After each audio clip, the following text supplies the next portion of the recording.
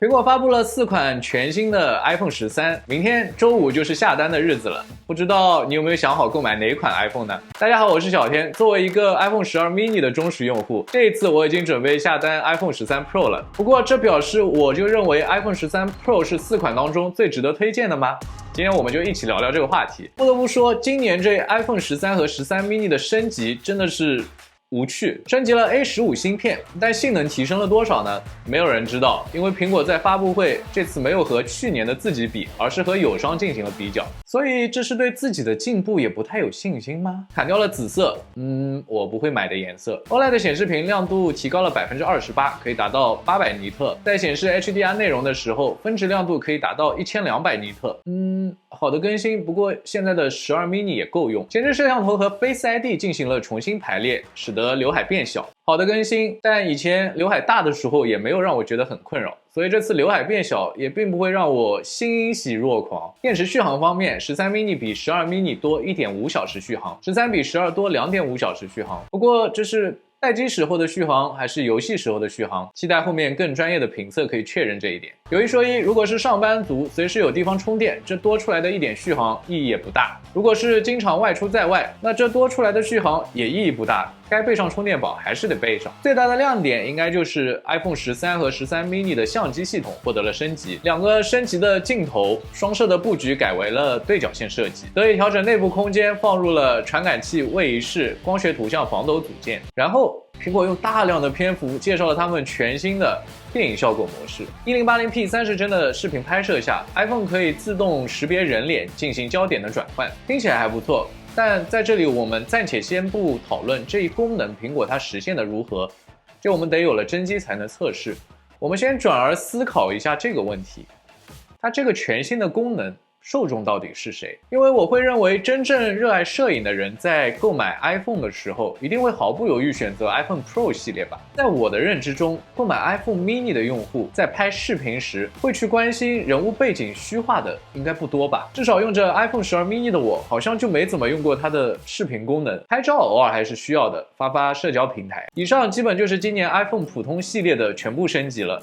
如果你的手机真的不能用了，或许购买一台还是挺香的，毕竟搭配了苹果最新的芯片和最新的相机系统。但如果你手上拿着12或者12 mini， 你会想升级吗？反正我思来想去，即使是对 mini 有着信仰加持，我还是没有找到一个理由说服我自己去做这次升级。多花这几千块钱，我是为了那多出来的 1.5 小时续航，还是为了这多出来的175尼特的亮度，还是说拍视频的时候可以把我脸旁边的花花草草给虚化掉？大概大部分人也像我这么觉得，所以我在网上看到的买入计划，大部分都是准备购买 iPhone 13 Pro 系列。Pro 系列的升级确实多出了不少看点，升级的 A15 处理器，5核 GPU 比普通版的多出1核，可以提供更好的拍摄和游戏能力。有4个配色，新的蓝色在照片里看起来真的很不错，也一定是我会选择购买来体验的颜色。OLED 显示亮度提升了 25%， 达到了1000尼特，在显示 HDR 内容的时候，可以和13以及13 mini 一样，达到1200尼特，很好，但对我影响不大。屏幕也像传言一样的用上了 ProMotion 自适应刷新率技术，支持10到120赫兹的屏幕刷新率。我还是很期待这120赫兹的刷新率带来的使用体验上的感受。遗憾的是，屏幕并没有像传言中的一样可以降低到1赫兹的刷新率，所以我非常期待的屏幕常亮技术也没有得到实现。续航上，13 Pro 比12 Pro 多出 1.5 小时，13 Pro Max 比12 Pro Max 多出 2.5 小时。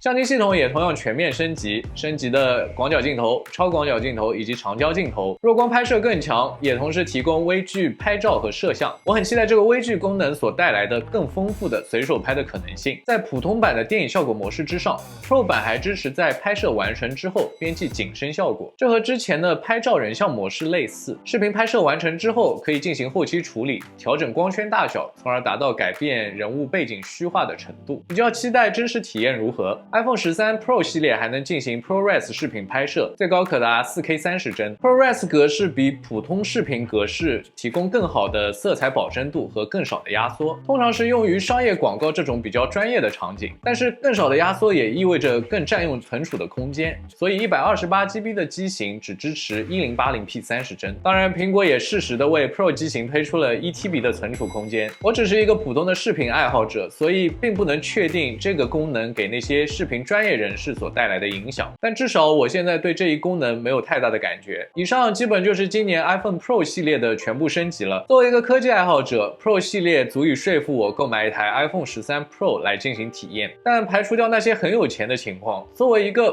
普通的消费者，在真实的生活场景里，我真的需要升级这台并不便宜的 iPhone 13 Pro 吗？我依然认为 mini 是一个更好的选择，它轻便小巧，提供了我日常所有的需求。最新的 iPhone 13 mini 搭载了 A15 芯片，升级了相机，提高了续航，日常拍摄和游戏需求也够用了。再考虑价格，如果你的手机真的不能用了，在我看来，它才是最理性的选择。当然，如果你真的对小屏手机无感，以上也同样适用于 iPhone 13，它们的配置是一模一样的。而 Pro 系列带来的额外升级 ProMotion 长焦镜头、更强大的电影效果模式、ProRes 视频拍摄是都很好，但是又好像好的和我没什么关系。我真的愿意多花几千块钱买来那些尝鲜后我可能就再也不会使用的功能吗？我不知道，毕竟说到底这就是台手机而已。而且当我正儿八经需要像现在这样拍摄视频的时候，我还是会选择使用相机。好了，以上就是本期视频的全部内容。我会在频道更新苹果和其他电子产品的相关新闻和使用体验。如果你想第一时间获得推送，记得订阅我的频道，点个赞，也欢迎留言告诉我你会购买 iPhone 13吗？你又会选择哪个版本呢？我是小天，一个普通的消费者、上班族和科技爱好者。我们下个视频再见，拜拜。